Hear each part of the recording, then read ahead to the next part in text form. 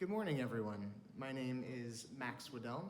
I serve as the Director of Admissions for Academic Programs here at Fuller.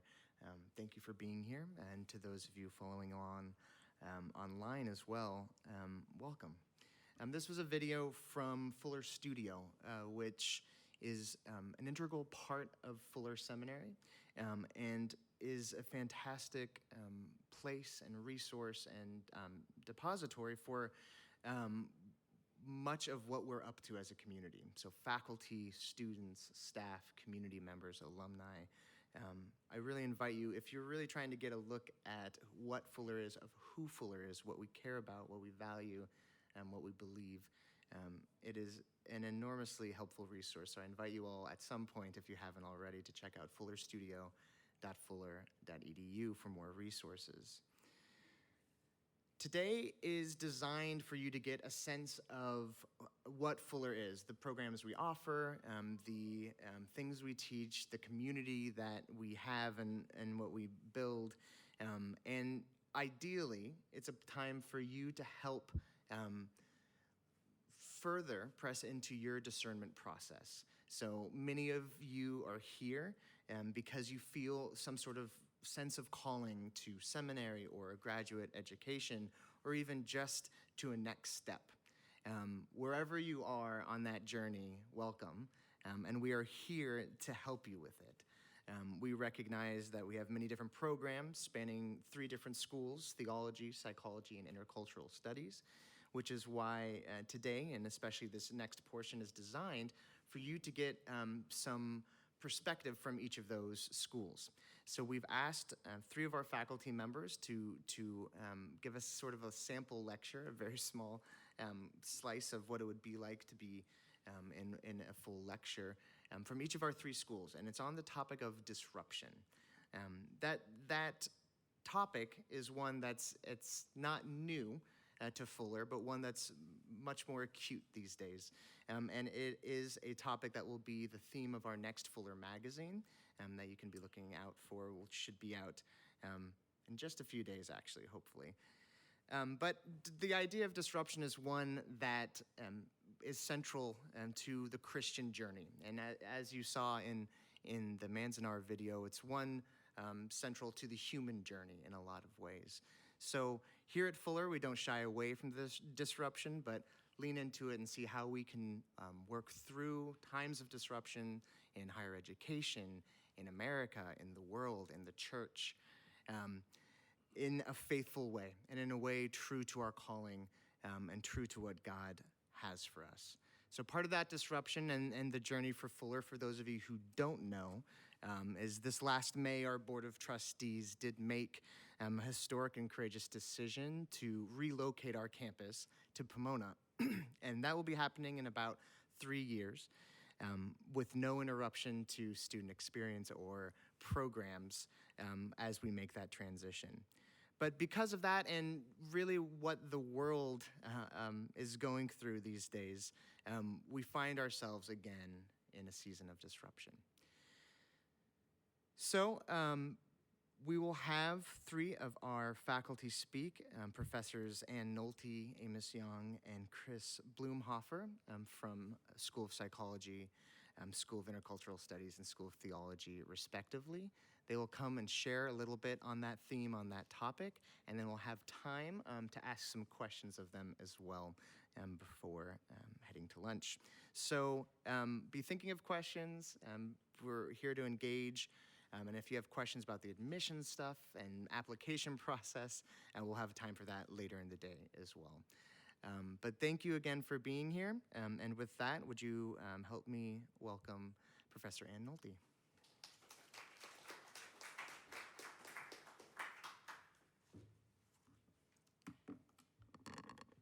Welcome. I'm glad to be a part of your time here in this small way that I'm here.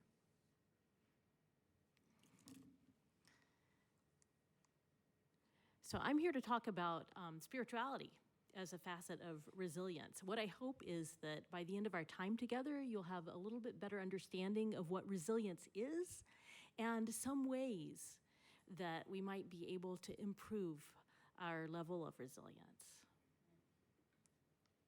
So first of all, what is resilience? Here's a definition. Resilience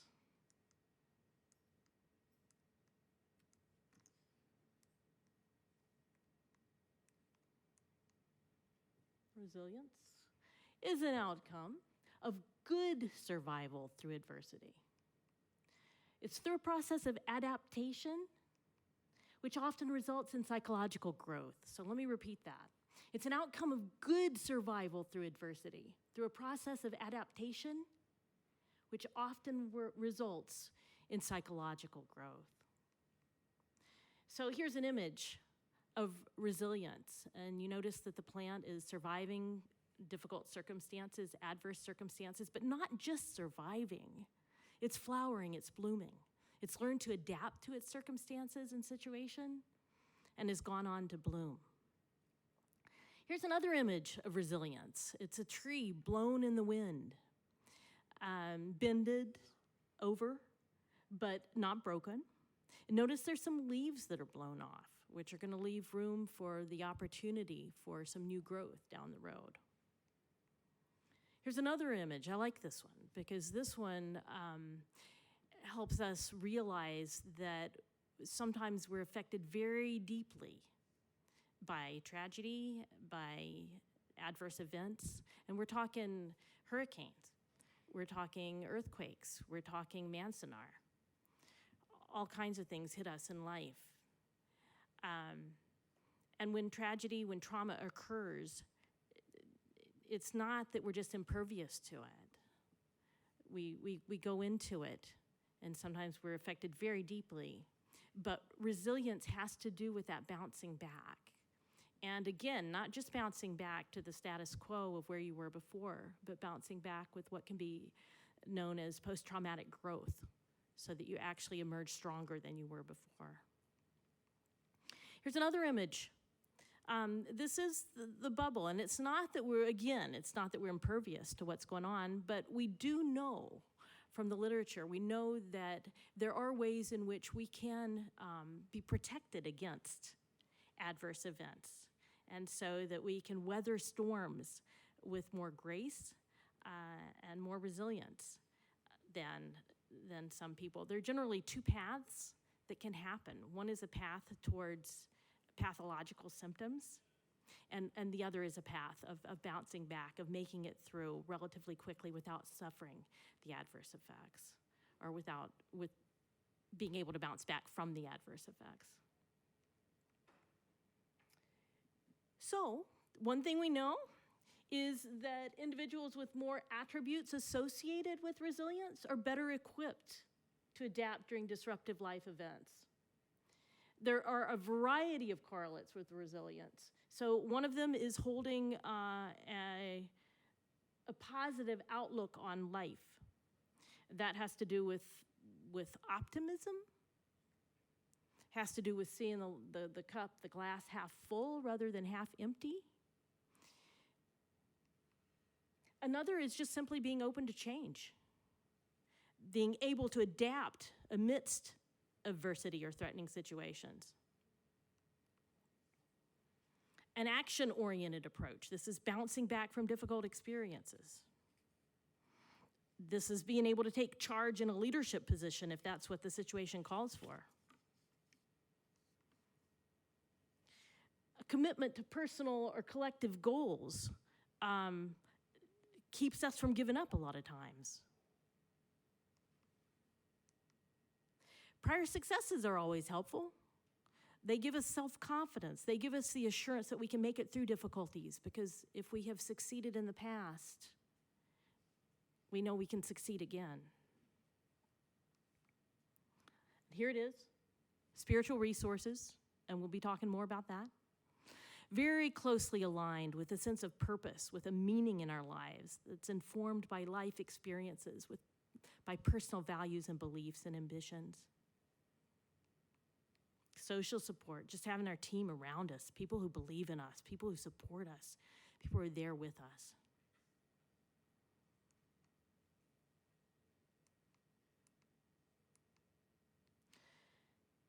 The capacity to regulate our emotions, not just fall apart.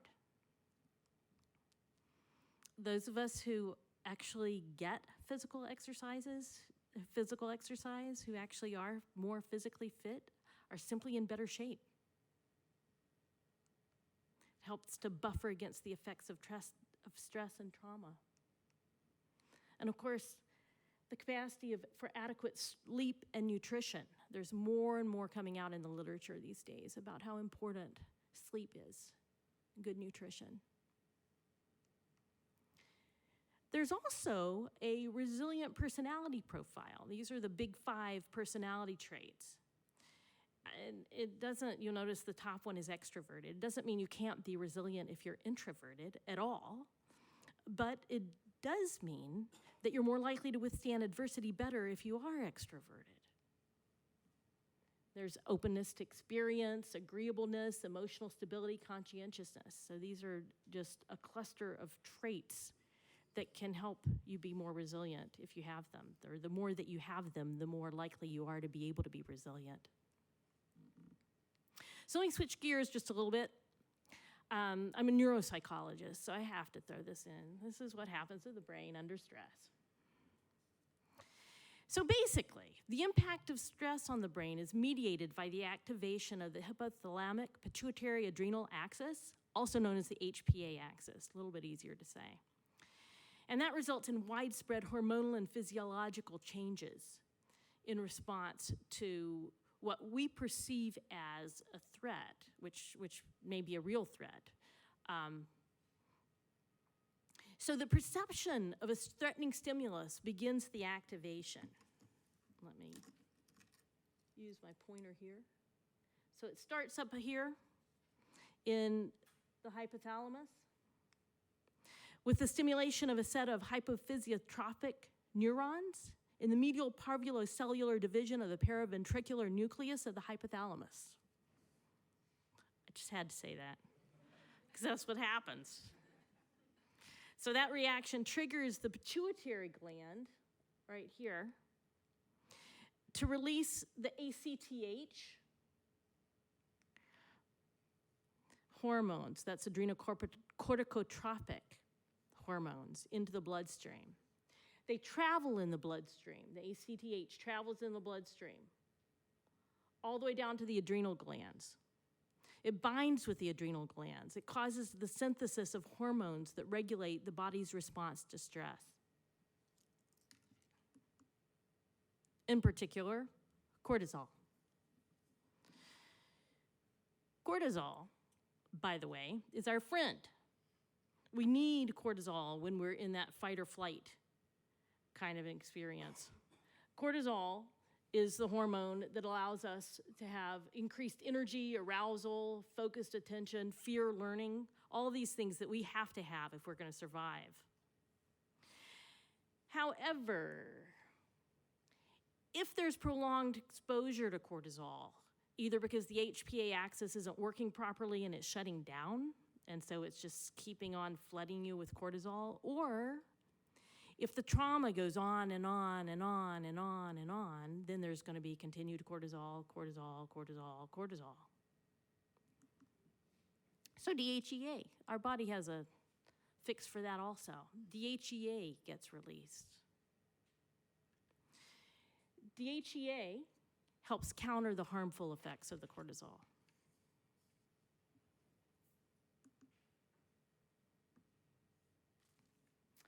So there's a ratio of DHEA to cortisol. Are we getting enough DHEA in comparison to the amount of cortisol that's flooding our brains? And that ratio is known as an index of resilience, or can be seen as an index of resilience. So we looked at it. We took a group of special forces, 28 special forces. They had a mean age of 41, so these were seasoned special forces that we think of as in terms of exemplars of resilience. They've been out there, seen it, done it. There were 26 of them were men, only 2 of them were women. And we gave them some questionnaires. We gave them the Headington Institute Resilience Inventory, the HURI, with its 7 different subscales of resilience. For our purposes, we were most interested in adaptive engagement, spirituality, sense of purpose, and life satisfaction. We also took blood and saliva to measure their levels of DHEA and cortisol, and then we ran comparisons. So what we found was that there was not a significant correlation between adaptive engagement, sense of purpose, or life satisfaction with that ratio of DHEA to cortisol. But there was a strong correlation with spirituality. So what this means is that spirituality is likely providing some kind of a safety anchor so that those special forces who had stronger sense of spirituality, stronger spiritual practices, were able to be more resilient or to have a stronger index of resilience in terms of the DHEA to cortisol physiological process. Now, one thing we still don't know is what aspects of spirituality are helpful. And we still have more research to go on that. We're still not done. We're still looking. I'm looking at some of these areas of spirituality with humanitarian aid workers to try to figure that out. Is it the beliefs? Is it the prayer life? Or is it the community practices? Is it all of the above, which I'd like to think it probably is? So I want to get back to that million-dollar question. Are there things we can do to increase our resilience, either before or after a traumatic event? There are factors that can be changed, and it isn't always easy. Things like our level of social support, things like our physical fitness, things like our spiritual practices that we can be dedicated to improving. And there is increasing evidence that the systematic and maintained promotion of protective factors is effective in increasing resilience. So I'd like to leave you with this image of this bird perched precariously, but holding on. And notice that it's leaning towards that blooming flower. That's the direction it's facing. So with that, let me step down and let's move on to our next person.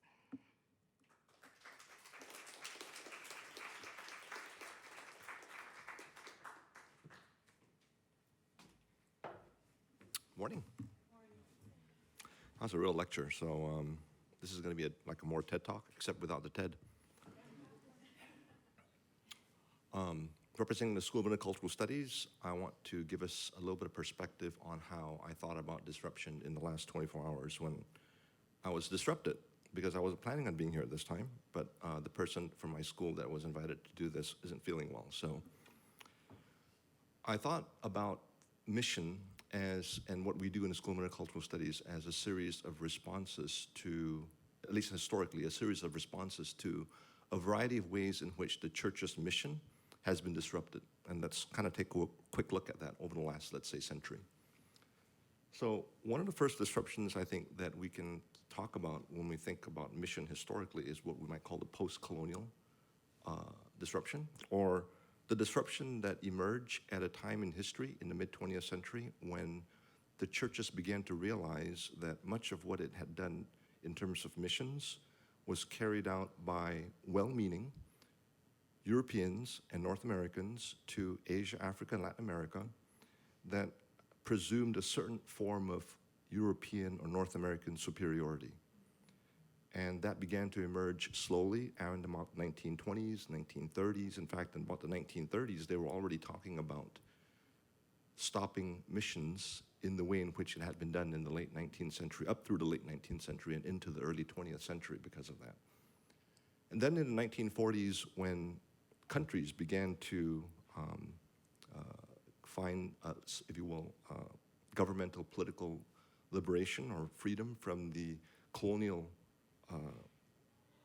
nations that also supported and sent these missionaries into the early 20th century, that's when the formal post-colonial movement began to organize itself And many nations of the world in Asia, Africa, Latin America began to attempt to sort of begin to try to figure out for themselves rather than relying upon European and North American sources all of the time, right? So that missions was disrupted in the sense that the mission organizations and sending agencies were mostly located in North America and in Europe.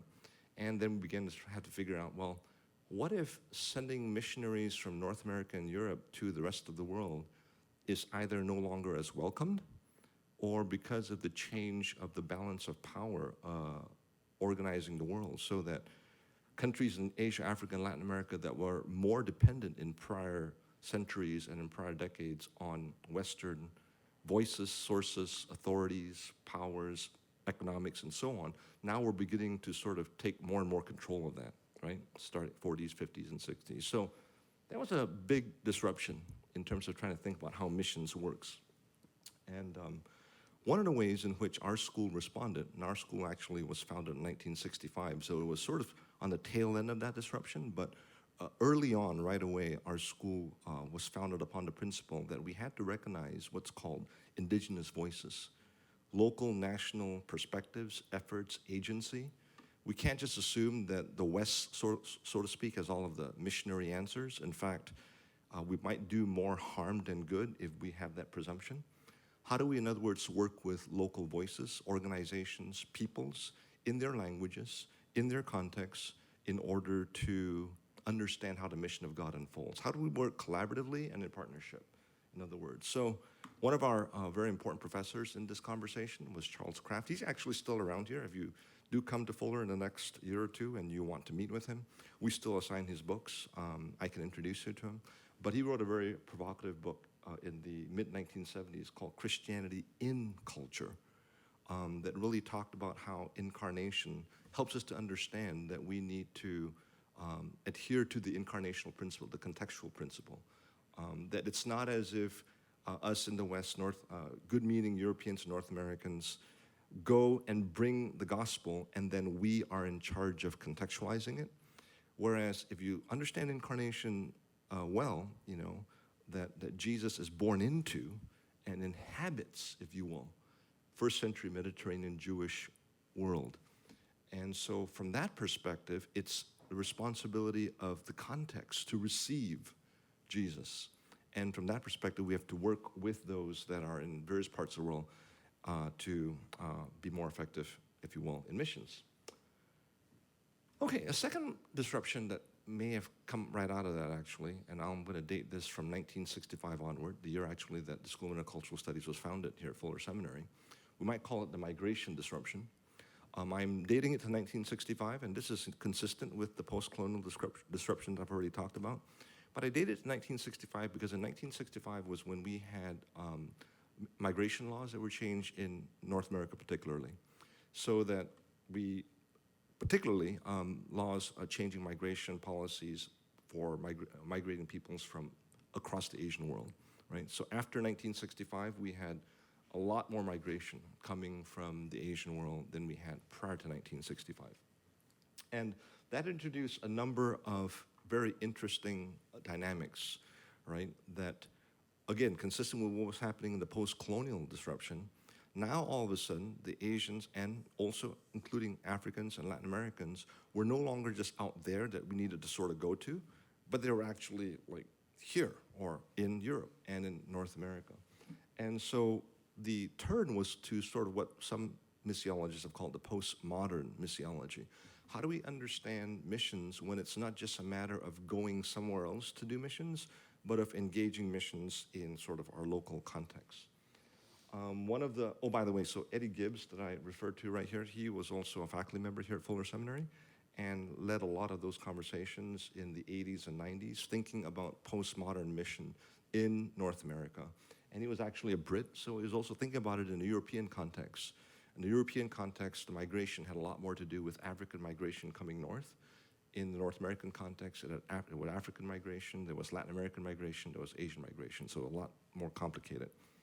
Another response was a movement called Missiology in Western Culture. One of the leading lights of that was a missiologist named Leslie Newbegin. He wasn't a Fuller faculty member, but he had spent most of his adult life as a missionary in India, came back to the United kingdom, and then taught mission from the perspective of this sort of migrating reality. Our dean here at School of Intercultural Studies, Scott Sundquist, is an expert on New Begin, and in 2014, he organized a conference that we had right here at Fuller Seminary on the gospel and Western culture, looking at the reception of Les Newbegin's work in missiology programs across North America particularly. And we published a book out of that that is available called The Gospel and Pluralism Today. Again, when you think about the United States today, because of migration, right? It was pluralistic actually before 1965, but now there's a different level and different kind of pluralism that we all exist in, and we have to navigate our missiology within this sort of what I call migration disruption context. Maybe a third response is what I would want to name reverse mission. So I myself am a product now of what's called reverse mission. Reverse mission in the missiological literature has to do with how the people that are the migrating peoples from Asia, from Africa, Latin America, to Europe and to North America are not just migrating for economic purposes, which they are, not just migrating because of other push factors, which they are, but may also be migrating because of mission factors, meaning, let's evangelize Europe and North America. Somebody say amen. Okay, a few of us here, right? So my parents were Pentecostal ministers in Malaysia. That's where I was born in 1965. When I was 10 years old, my parents moved to Northern California to work amongst Chinese-speaking immigrants in Northern California. So I was a pastor, Pentecostal preacher's kid growing up, and when I was 10 years old, I became a Pentecostal missionary kid to the United States. In 1975, when they moved, they didn't call themselves reverse missionaries. That's language that the missiological field has generated starting in about the mid-1990s, right? So as I then entered into the field of missiology, I had some language for my experience as a 10-year-old growing up in Northern California as a reverse missionary kid. And those are some of the things that we discuss here in the School of Intercultural Studies. The last thing I want to mention, another disruption, and there's lots of it, but I'm just presenting three today. We might say that this is what we might call the technological disruption, or the I disruption, or I put it in these terms. I don't think anybody's used that I've seen, the I humanity disruption. What are the implications for thinking about mission in an increasingly technologically mediated world that we live in? Let me just invite you then to save the date, which is October 30 to November 1, 2019, which means that if you sign up to come to Fuller Seminary and you start here sometime in the next year, then you can actually be a part of this conference that we're going to host next fall that is entitled Techno-Sapiens in a Networked Era, Becoming Digital Neighbors. So this conference is really designed to get at this question: what is I-humanity, and what does that mean for participating in the mission of God? There are going to be three big questions that we're going to be dealing with in this conference. First, how is technology actually changing who we are as people? What's happening to us? How are our brains being rewired as we're increasingly interacting with one another through technologically mediated forms and mechanisms and means? What is that doing to human culture? How are human relations, communications being transformed? So we led the way, 50 years ago in thinking about contextualization of the mission. How do we think about contextualizing the gospel when we go to sub-Saharan Africa or Malaysia, like where I was born? But don't we need to rethink what it means to engage with modern Western culture, in fact, global culture that is now technologically mediated? Isn't that reshaping human cultural creativity, constructing, and development also in a very fundamental way? And lastly, of course, and aren't we also as the church or the body of Christ being transformed through these technological media? And what then does that mean for our living as the church and our living as participants in God's mission? Well, those are all big questions. In order to get the answers, you've got to come to Fuller Seminary. Thank you.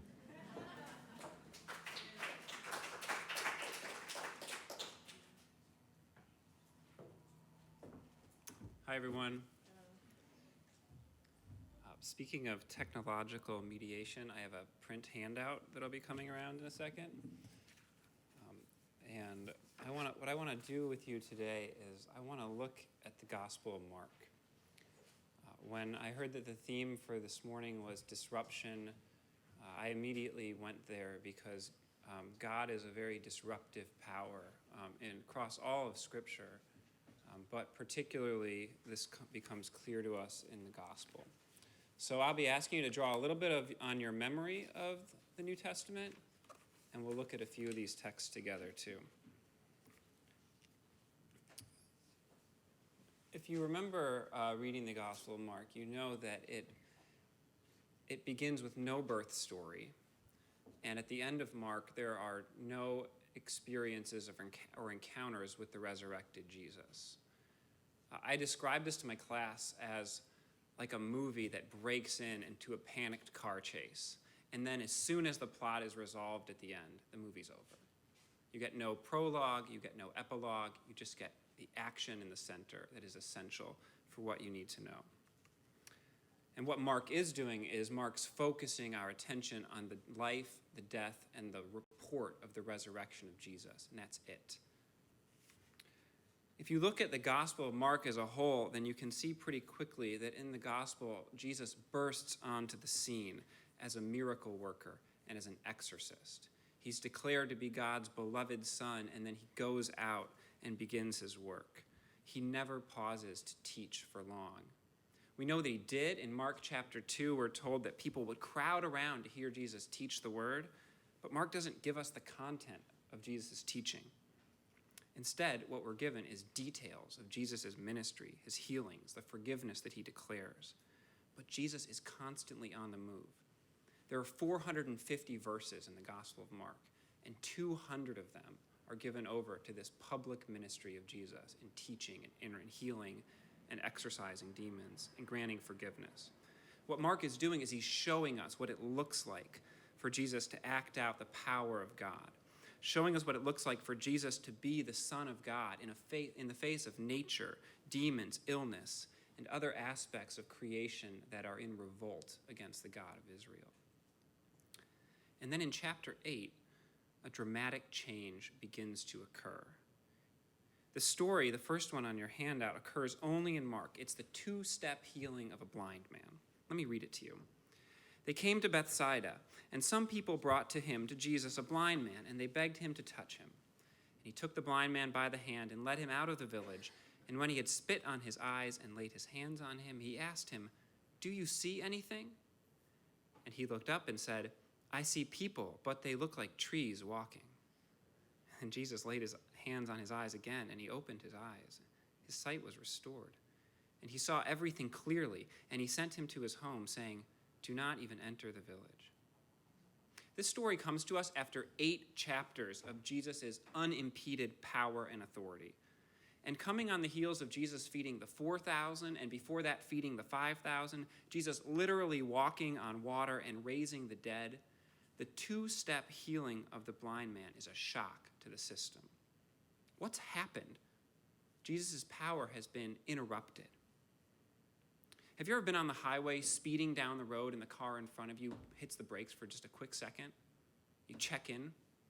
It causes you to observe your surroundings. How fast were you going? Who's around you? What's going on right now? What Mark is doing is the literary equivalent of a brake check. He's causing us to trip right here. And he's doing this because we need to appreciate that this story is introducing a shift in the Gospel of Mark. Mark is jarring and is about to jar our understanding of who Jesus is. He's about to shift us away from understanding Jesus simply as a miracle worker, as an exorcist, as a figure of pure authority. And he does that by tripping us. And second, in the story of Mark, the disciples are about to undergo a dramatic change in their own perception of Jesus. Mark's going to show what it means like for Jesus to begin to transform the expectations of his followers. And he does that by beginning here. So the ground starts to shift. Well, it's no coincidence that Peter's confession follows exactly on this two-step healing of the blind man. The scene begins with the transformation of our perception and the disciples' perception. And what they maybe recognized in a cloudy way up until this point will now become clear for them. This happens in 2 steps. First, Peter confesses Jesus as Messiah, and then Jesus starts to teach about his upcoming rejection and suffering. And he rebukes them when the disciples resist this. He calls those who would follow him to take up their crosses. That's the second section that I put on your text here. Who do people say that I am?" And they answer. Peter says, "You're the Messiah."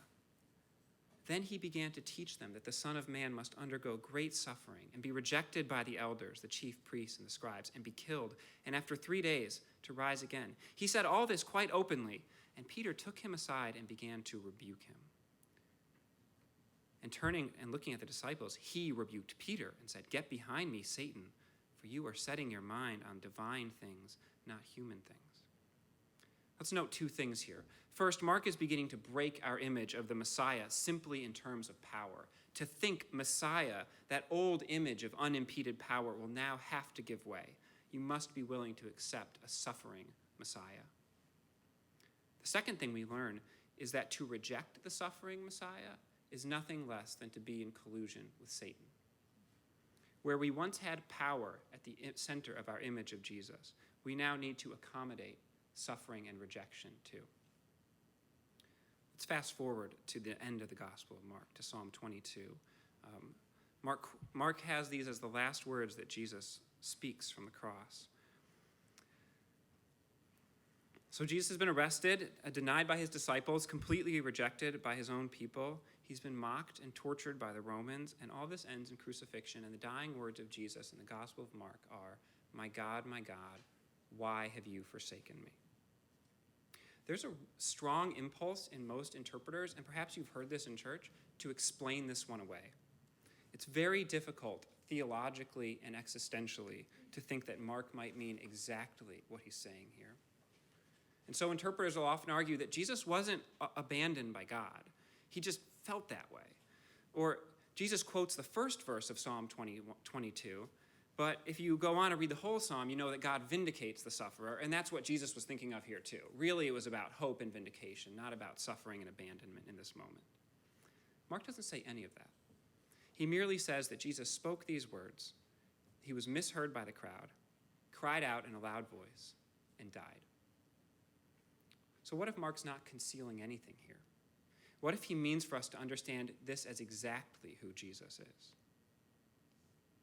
I want to observe 2 other things then. For Mark, the cry of Jesus from the cross does not contradict what it means for Jesus to be God. It's actually the opposite. To be a God-forsaken, perishing human being is exactly what it means for Jesus to be the Son of God. He's the one who gives his life as a ransom for many. He's the one who pours out the blood of the new covenant. To see Jesus as the Son of God, which is how we meet him in Mark 1, and this God-forsaken man is exactly how Mark would have us understand him. The theologian Karl Barth talks about the majesty of God's lowliness. This is what it looks like.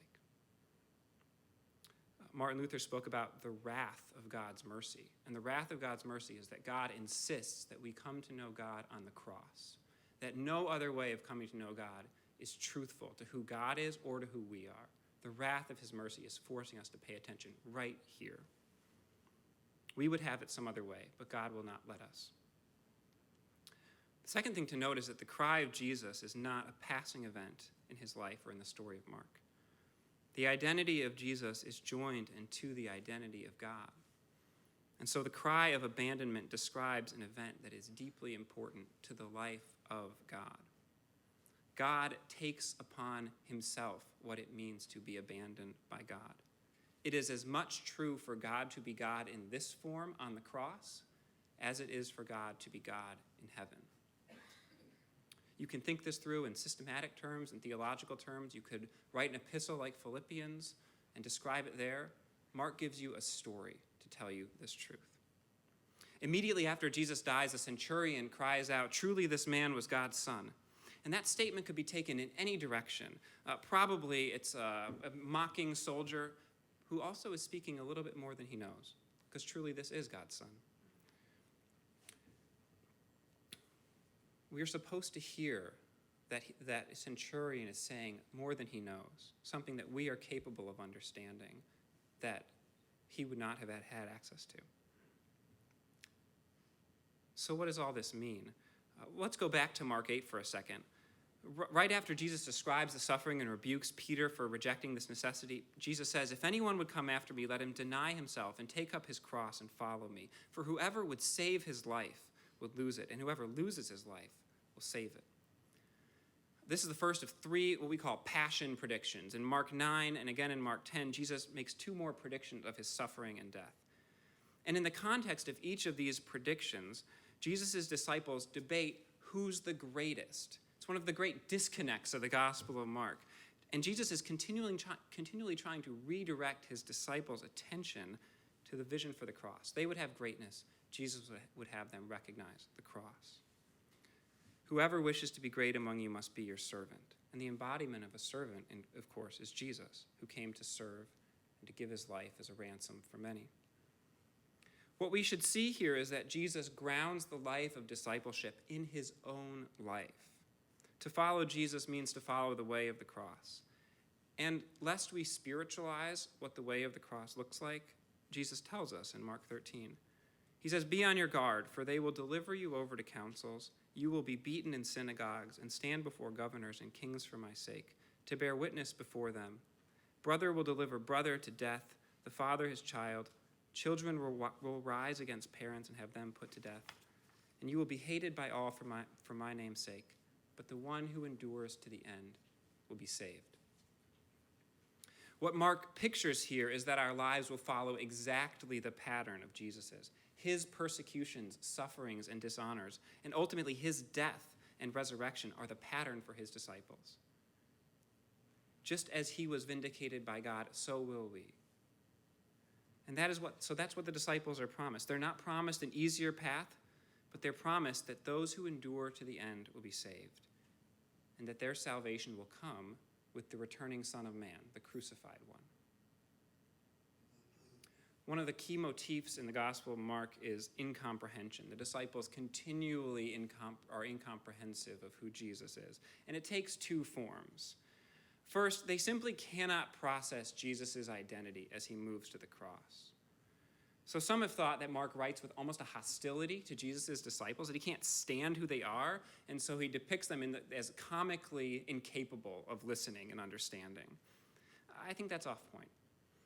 Mark's disciples are increasingly comprehending the closer Jesus gets to the cross. It's as if they cannot process the shock of learning what must happen and what that means for following Jesus. In Mark 10, Jesus teaches about the need for him to suffer and give his life. In an almost impossible contradiction, the disciples continue to debate who is the greatest. It's no coincidence that just after James and John have so dramatically misunderstood Jesus' kingdom, that a blind beggar perceives Jesus for who he is. The blind man's perception of Jesus, he comes to him, and Jesus says, "What do you want me to do for you?" He says, "Have mercy on me." He exposes how the disciples are after something more than the mercy of God. So the first challenge to the incomprehension in the Gospel of Mark is the cross. The second challenge to the disciples' incomprehension is the resurrection.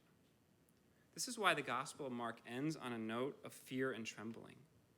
They went out from the tomb and fled, for fear and trembling seized them, or astonishment. Fear and trembling are the proper responses to what these characters have encountered. Because resurrection requires God to act from God's side of things. And resurrection only happens when God intervenes to overcome death. So if crucifixion can be overcome by resurrection, then a truly disruptive power has been unleashed on the world. And this is what it looks like for the kingdom of God to come near in Mark. Thanks.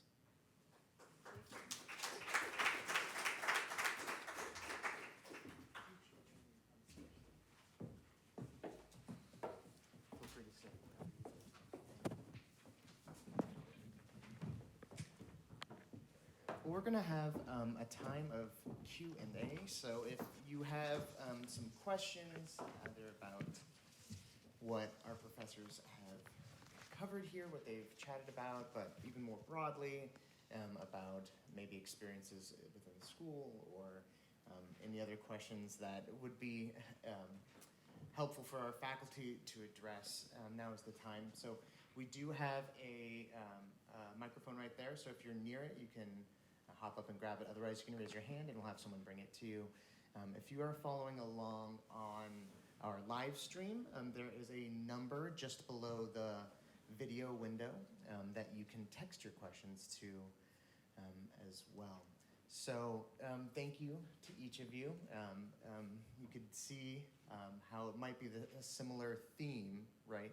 But different lenses through which we can approach this idea of disruption, especially in the Christian journey, and sort of a taste of the way that Fuller can integrate the fields of theology and intercultural studies and psychology. So we'll get started here. Does anyone have questions we want to start with? Yeah, we have one right over here. Caitlin, do you mind? Yeah, there we go. Thanks.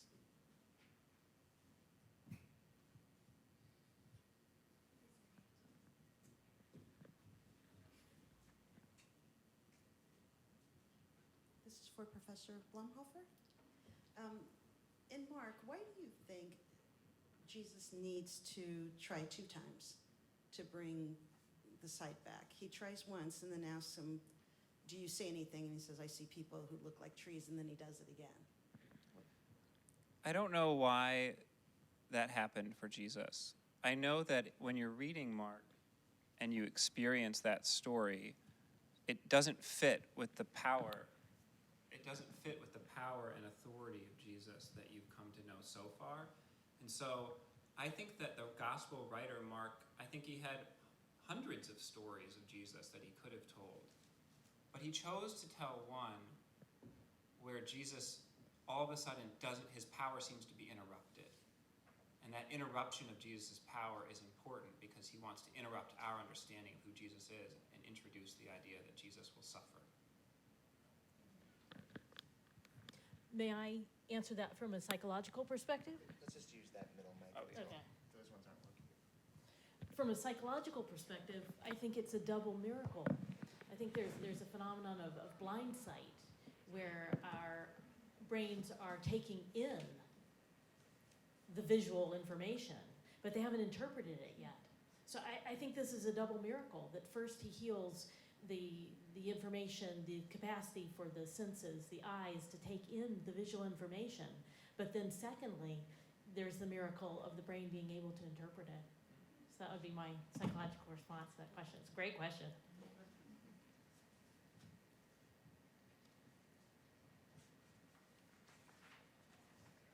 Any other questions? I think it's always a great opportunity when we have our faculty here for these events. Could you each maybe briefly talk about how you've experienced, and I know some have had more time to experience Fuller than others, but an idea of integration and how maybe a blend of your field fits into maybe the work that a colleague is doing from another school, or simply even approach that Fuller might have in the sense of integration, how that intersects with the work that you particularly do. Anyone wants to start? Thank you. Right now, myself and so I direct the Center for Missiological Research, which oversees the PhD program in intercultural studies, and I'm working with the director of the Center for Advanced Theological Studies, which is in the School of Theology and directs the PhD program in the School of Theology. And I'm also working with some colleagues in the School of Psychology, including now the new dean, Ted Cossey, who works in the PsyD program, I think. At least he used to direct the PsyD program. In any case, the project that we're thinking about doing together, and it's coming along slowly, is looking at the idea of how do we prepare students in these doctoral programs of study, which are very, very rigorous, as PhD programs are, but yet we're also a seminary, which means that we're concerned about the formation of our spiritual lives. How do we integrate both of those together? And thirdly, something even more important than just a successful career is how do we think about what we're preparing students for in terms of the vocation of serving God, serving the church, serving in mission in some respect, or the bottom line is, what's the vocation that we're preparing for? So the project is along the lines of thinking about formation in relationship to vocation at this level, of this high level of doctoral studies. And so we're all working on a book together that looks at these different themes from theological perspectives, from psychological perspectives, and from missiological perspectives, so that hopefully, God willing, in the next 2 or 3 years, we'll have a resource that can be helpful to others who are believers around the country. There are lots of other PhD programs, many of them in seminaries around the country, but we don't really know of one that's quite in this particular niche, right? And I think it's going to be a very helpful resource because it's not just a one discipline effort of theologians or a one discipline effort of missiologists, but includes colleagues from school of psychology that can provide neuroscientific perspectives on formation.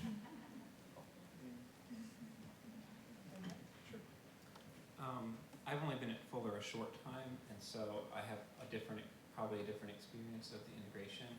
I would say that the combination of 3 schools under one umbrella makes Fuller a very special place. And what I mean by that is most of the New Testament literature and the biblical literature is missiological literature. And to read that in the silo of theology can be really misleading. And so it's helpful to have folks around and have conversations happening where people are reading the Bible from other perspectives, not just because other perspectives are valuable and informative, but because in some ways, and especially at Fuller, they're necessary. I have continually been impressed by the capacity and the vocabulary for understanding the Christian life and the way that God works to heal and redeem our individual stories from my psychology colleagues here. And again, that is not something that a typical theology faculty is extremely well versed in, is talking about how God has worked with your story and redeemed it. So I think that there's a way of being in conversation among faculty and students here that is made possible by these 3 schools existing together under one umbrella. And it makes Fuller just a special place.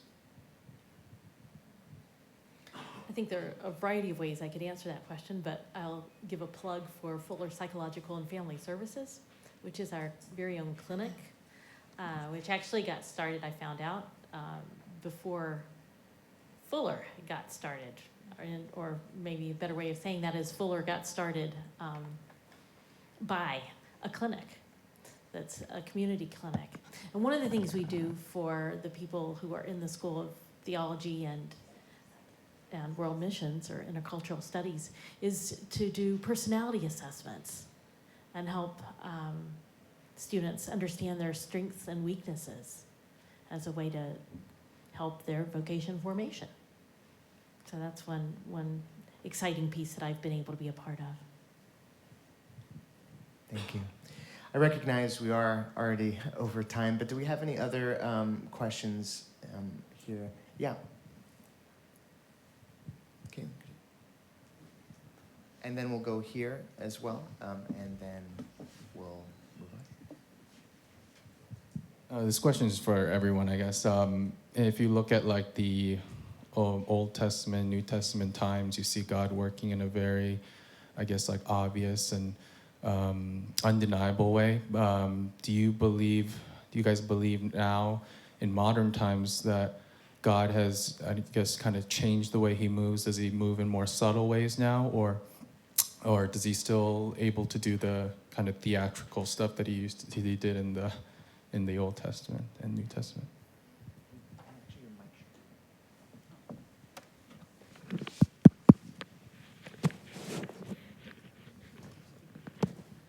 Let me take that one. Hello.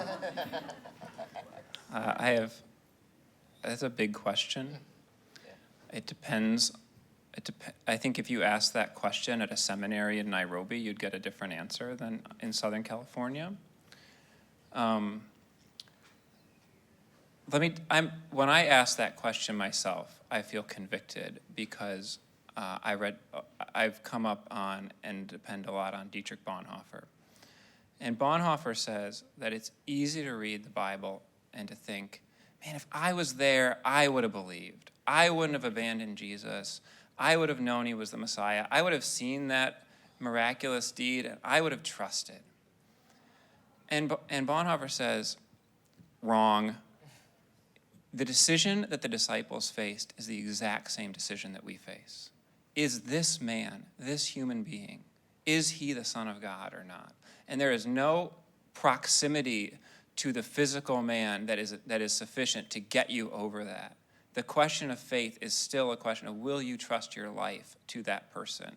And so I think there are layers of interpretive lenses that we have to get out of the way, and a lot of those are culturally kind of built into our lives.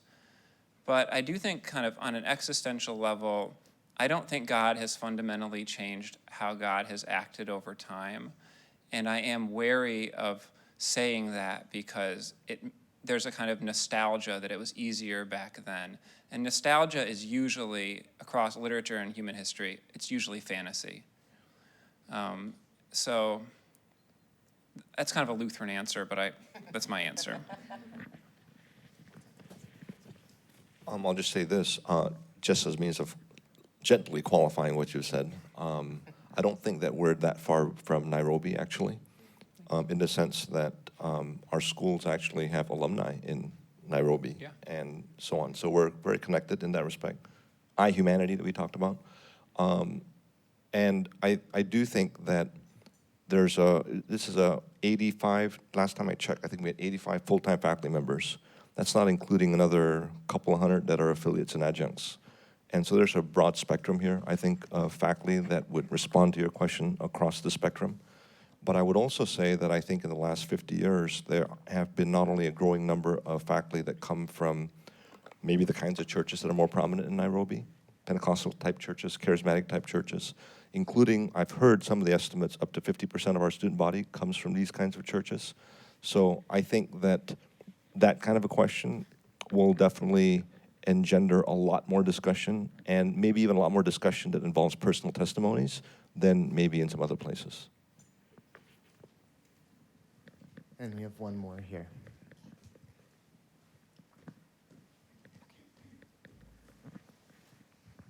Hi, sorry, I know we're short on time, but this is a question for Professor Nolte.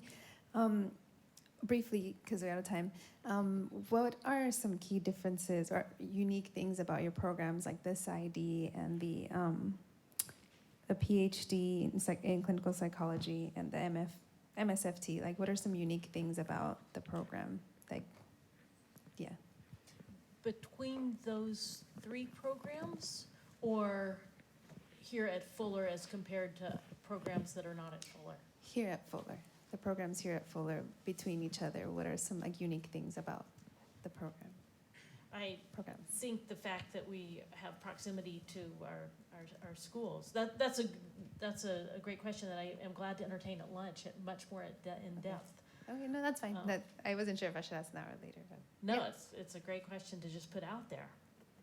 But I think in proximity with the other schools, I think we have the integrative factor in our PsyD program, PhD program, and MS program is unrivaled. And I think we learn to be Christian therapists. So maybe I'll leave it at that, and we can have further dialogue. That's fine. Well, Ask you a question. Did you say more theology oriented of the total spectrum of professors? Do you believe in the inerrancy of the biblical text? I don't know how quick of a question that is. At least Let for me me. review them name by name and tell you where they all stand. I ask this because certain Bible institutes, even certain professors, don't even believe in the inerrancy of the biblical scriptures, and they're making, they're writing lessons and things like that. So I can jump in real quickly. Let's let Professor Young take that question. I think that, on a technical level, I would say that my assessment would be that people are going to be comfortable, but not necessarily want to adopt the technicality of the language. But I would say, based on my knowledge of my colleagues here across the school, that we have a very high view of Scripture. meaning that we affirm its infallibility, we affirm that God speaks through Scripture, and we affirm that it's a bedrock of our faith. So the technical sides of it, I think you probably get a little bit more discussion and maybe debate about, but within the evangelical spectrum, I'm very comfortable with my colleagues' commitment to the authority of Scripture. Let me just jump in. I don't want to hedge on your question. The inerrancy is a word with a history, and it's been employed in certain debates and battles. And I actually think it's a virtue of Fuller that it has not historically succumbed to fighting those battles.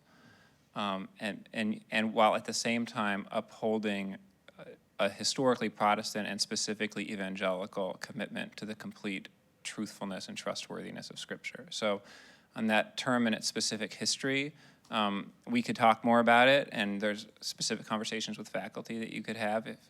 But every word has a history, and that one has a very fraught one in our tradition. So. And with that, so these fine folks are going to join us for lunch. So we can any remaining questions here, we can actually keep the discussion going.